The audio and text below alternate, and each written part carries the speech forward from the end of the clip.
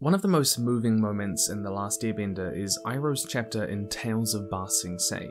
It's really a short film at just 4 minutes 17 seconds long, but it's so well crafted that even showing it to an audience unfamiliar with Avatar, it would still hit all of its emotional beats.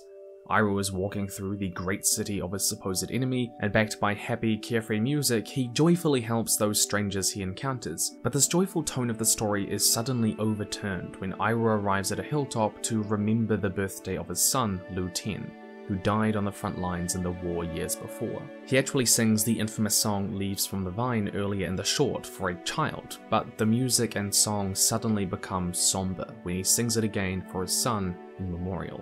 But the way that Andrew Huebner, the writer for this short, develops this emotion across just 4 minutes 17 seconds of screen time is really skillful. The other stories in Tales of Ba Sing Se seem to have more narrative direction. Toph is about getting a makeover and her insecurities, Sulcus is about trying to win a haiku competition, Aang's is about trying to free animals, Zuko is about him getting and struggling with a date, but Iroh's story lacks that same direction at first. It feels meandering, with him just helping random strangers that he comes across. But who he helps and how he helps them tells a different story. And that's because Iroh's chapter in Tales of Ba Sing Se and his story across the series more broadly is truly about fatherhood. And what's interesting is that this provides a new and perhaps more nuanced lens through which we can understand Zuko's character arc. And in the vein of the difficult discussion that we're about to get into, on December 6th, just a week from now, I will be doing a charity livestream for 24 hours straight, no sleep, here on YouTube for Crisis Text Line. I hope that you can tune in and help me donate. Part 1.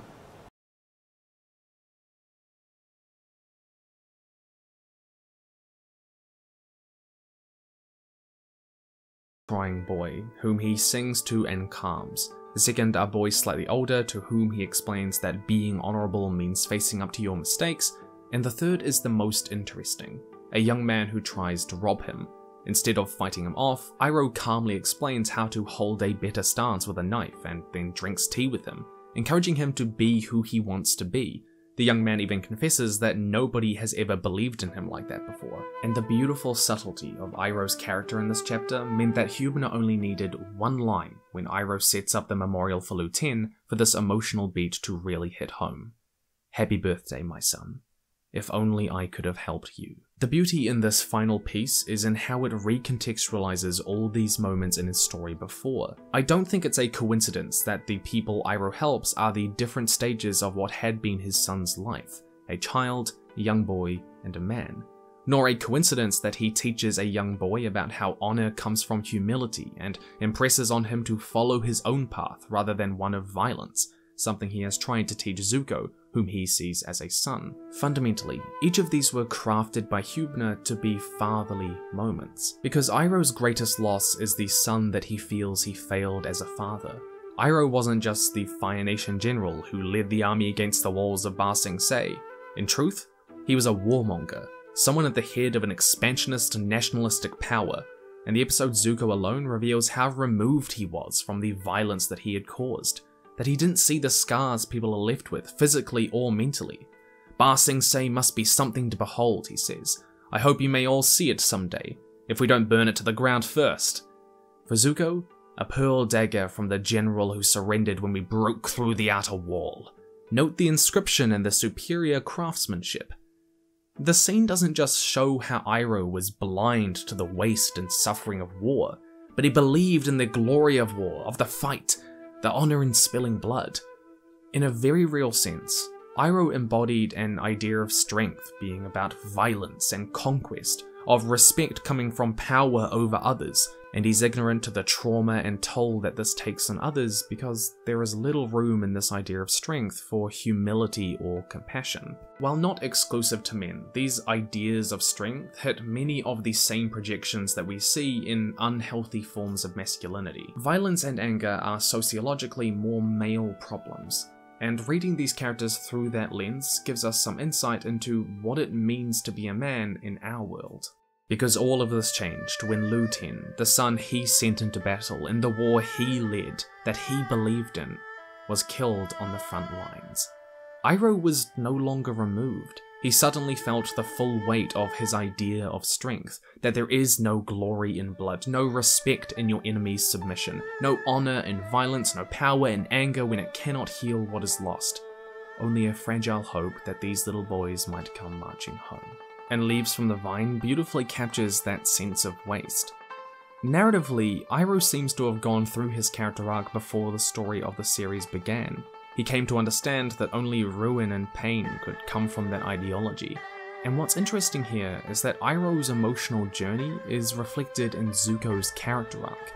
He goes through a similar change, and though we can visualize his struggle as an internal one between good and evil, I think it's both more interesting and nuanced to see it through the lens of a struggle between what we could read as two very different ideas of what it means to be a man. Part 2. Father to me. If we look at Zuko's arc through this lens, on either side of him are Ozai and Iroh, the two male role models in his life. And Ozai embodies what we would see as a horrific kind of masculinity. He controls and abuses his children and wife both emotionally and physically. He sees submission as the same as respect, power as the same as honor. He doesn't just believe in the glory of war, but he takes pleasure in the violence of it. To him, pride means you never back down from a fight. When Aang shows him mercy, he accuses him of weakness. Even with all the power in the world, you are still weak. Ozai embodies those men who see empathy and humility as weakness, and their independence as a strength when it really just means being alone. And at the beginning of his story, Zuko believes in this. He's convinced that the only person who can restore his honor is this abusive monster, and that the only way to do it was to capture or kill the Avatar, through an expression of power and violence. He's hot-headed, he refuses help from others, and he believes in the glory of war. After all, it's the Fire Nation's way of spreading their greatness to the world. Zuko fully buys into Ozai as his male role model, and then in sharp contrast stands Uncle Iroh, who has moved past this deluded way of thinking. But the beautiful thing is that Iroh doesn't just dismantle Ozai's horrible ideas around violence and power for Zuko, but he gives him a new kind of strength. Iroh embodies what we would see as a new healthy masculinity. Where Ozai sees weakness in relying on others, Iroh teaches Zuko to draw on the wisdom of those around him with lightning redirection, and that accepting help makes you stronger. Where Ozai is prideful, Iroh teaches Zuko that pride is the source of his shame, and that instead, there is honor in humility before others, rather than weakness. And in Tales of Ba Sing Se, Iroh isn't afraid to cry, to feel, to weep for what he has lost, something that was previously presented to Zuko as a sign of dishonor and being weak. When Zuko's crying on the ground before the duel with his father, begging for forgiveness for refusing to fight, Ozai calls it shameful weakness. But the more nuanced contrast between Iroh and Ozai is really in their approach to violence. A lot of stories would present a reductionist binary choice between violence and non-violence, but Avatar resists that simplistic portrayal. Iroh's philosophy doesn't mean being pacifist, but rather changing why you fight, just what he did. Like many male abusers today, Ozai uses violence, anger, and fear as a means to control others, to get what he wants. But Iroh isn't just unafraid to fight, he actively seeks retribution where he deems fit and just, like with Admiral Zhao. And that's the difference. When looking at Zuko's character arc, understanding this different approach to violence is a massive part of his change, learning that having the wisdom to choose the just battles you should fight is different to cowardice, that learning when to walk away is just as important as knowing when to stand your ground. It's that difference between anger and righteous anger. And I think that this is much of what Zuko's character arc is really about, much of what Iroh is meant to represent for him in the story. Part 3. What do you want? It's because of this journey that Iroh doesn't just see himself in Zuko, but he sees his son Lu Ten as well. In the Siege of the North, Iroh tearfully confesses to Zuko that he has come to love him as his own son after Lu Ten died, because Iroh fears that this ideology will lead Zuko down the same path of destruction that Iroh paved, encouraged, and lost Lu Ten to. This is why Zuko's story is so laden with language and imagery that draws on fatherhood for them.